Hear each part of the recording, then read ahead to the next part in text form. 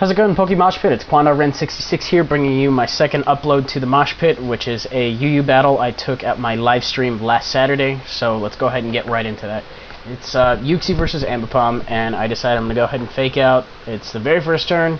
Can't go wrong with fake out, because you'll also get to see what else is on the team if they decide to switch out.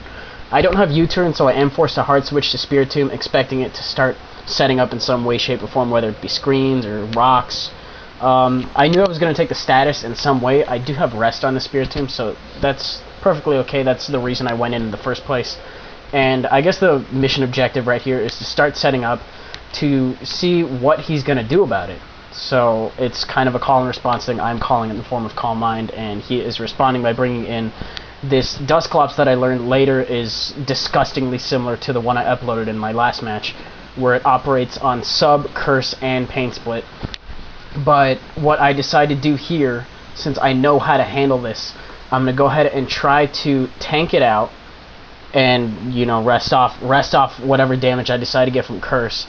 And the important thing that I can do with this team is I have to have the sub broken, because I do have a Trick Specs Mesprit on this team, and if I can have the sub broken by the time I switch out or whatever situation might come up. I guess I'm rambling, but just to keep it short, I need to have the sub down so I can trick it and keep it locked on one move, because this Dusclops set does rely on going back and forth between all three moves. So if I can keep it locked in on one, that'll be great. It'll leave it completely rendered useless. But for now, I am just kind of forced to tank it out, like I said. And since he's going to be pain splitting, I'm just going to go ahead and rest, try to get my health back. That way I can be at a decent amount switching in where I won't die from rocks or anything of the sort, and I won't just turn into useless fodder, I guess, and I'll actually be able to take a couple of hits. And right here, I am expecting him to go to Pain Split, so right now, if anything, is going to be the perfect turn to switch. I will take the Pain Split, but he will Pain Split over Sub, and I am faster, so this is actually a good move in my book, despite taking a decent amount from the Pain Split. And we're doing this, and he surprisingly doesn't switch out, so I'm just going to go ahead and leave my specs on him. And now he's locked into whatever move he decided to pick. The only difference between this Dusclops and my Dusclops is mine runs Nightshade and his runs Dark Pulse, which might actually be a little bit smarter, and was kind of dumb of me to leave specs on it, but like I said, now it's locked in, and now I can bring in Registeel, who'll take that Dark Pulse like a champ. Like, look, 342 to 309, and that was a critical hit. Is there a better opportunity to start laying up rocks? I would think not, other than this turn, so that's exactly what I do while he brings in his Ninetails. I go ahead and set up rocks, and naturally, because I don't want to take the very obvious fire move in the form of Flamethrower, Fire Blast, or Overheat, or anything of the sort, I go out to Mesprit as fodder. That way I can go ahead and get my safe switch in. Goes for Overheat, which undoubtedly would have cooked me, but that's fine. Like I said, fodder, so we're all good to go. And I bring in my Ambipom here, and since Ninetails is so fragile, it's scared by the fake out, but I do pack Pursuit on this Ambipom just for such a scenario, just to create that mind game thing. And right here is a critical hit, which is a beautiful critical hit, because it left it in the range where it will die from the Stealth Rock switch in, and I couldn't ask for anything more. I've rendered that Ninetails useless, and all it can do is sit there, switch in. It's fodder, pretty much. And since this Dusclops is also useless, since I've left specs on it as well, it can only do one move.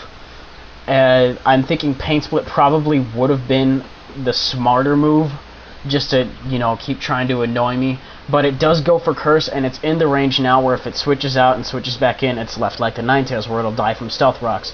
So he's got two fodderable Pokemon here, and I'm just sitting here taking the Curse.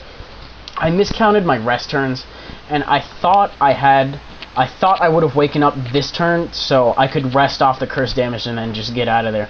But unfortunately, I'm still asleep as he switches in one of his fodder Pokemon just to get the safe switch. We both really weren't keeping track because this was live and we were focusing on the chat room as well. But he brings in his Sceptile now, and I've decided, since I'm going to die from the rock switch in anyways, that I might as well just stay in as fodder, and I do have a Swellow on this team, so I'm not really too scared of Sceptile at all. Now, since I have the mind game scenario in place, fake out versus pursuit, he decides to stay in and just eat the fake out, and that does a great amount of damage to him, since Sceptile does happen to be fairly fragile. As I may or may not have mentioned earlier, I don't have U-turn, so I am forced to hard switch once again into Registeel, who, despite the overgrow energy ball, is still going to take it. Look at that. That's great. That did like maybe, what, 40, 50? I wasn't keeping track. Some amount that I'm not really stressed about. The Endeavor, on the other hand, is going to hurt a lot. Now, those of you that are watching, if you don't know how Endeavor works, it makes it so your HP is now the opponent's HP. So he had 74 hit points, and he brought me down to 74. And I'm really glad I went for the Thunder Wave, because what I could have done is I could have just Seismic Tossed. But instead, he makes a pretty good play, and he goes into his Dusclops, who is also fodder as well. So he now gets a safe switch into the Golduck. Now, I don't know what kind of Golduck this is. The last one I fought against was actually a Calm Mining set. But I do get yawned, so I decided to go for the T-Wave just so something else can handle it, and I'm expecting to fodder out. I went for the Shadow Claw because I make that mistake that I always make, and I've been making for every single gen possible, that Golduck is Water Psychic when it's actually just a pure Water type that happens to know Psychic. So I stay in here. I expected to fodder out, but I don't get KO'd by the Surf. He gets the Pair Hack, so I'm actually getting recovered more, and it's working against what I wanted to do. So, not really the main goal, but now he finally gets the Surf off, and I'm able to get a safe switch in, which is great, because he's Life Orbed, and he's paralyzed, so pardon the pun, but he really is a sitting duck here. And I go for the Fake Out right here, just because I know his Dusclops is gone, so whatever I do happen to do it on is definitely going to take a nice amount of damage. He brings in Kangaskhan, which definitely raises an eyebrow. I know how the majority of Kangaskhan's operate, and it is going to Fake Out, so I might as well stay in, because after I switch out and switch back in, I'm going to die from Rocks damage. And right here, we're just going to go into my Poliwrath, who's invested all the way in HP in hopes that I can take the Double Edge. I was expecting to. Now, I don't know why I played so defensively and I went for the Hypnosis instead. Oh, excuse me. But I went for the Hypnosis despite the very shaky accuracy, and I know that it did take a lot from recoil, but I'm still unsure as to what kind of EVs this Kangaskhan happens to have. So I just go for the Brick Break, and I learned that it would have KO'd even if I went for Brick Break right off the bat, so it doesn't really matter. But as you may or may not have noticed earlier, the last one does happen to be a Paralyzed Sceptile, which is going to take Rocks damage, and that's going to be the game.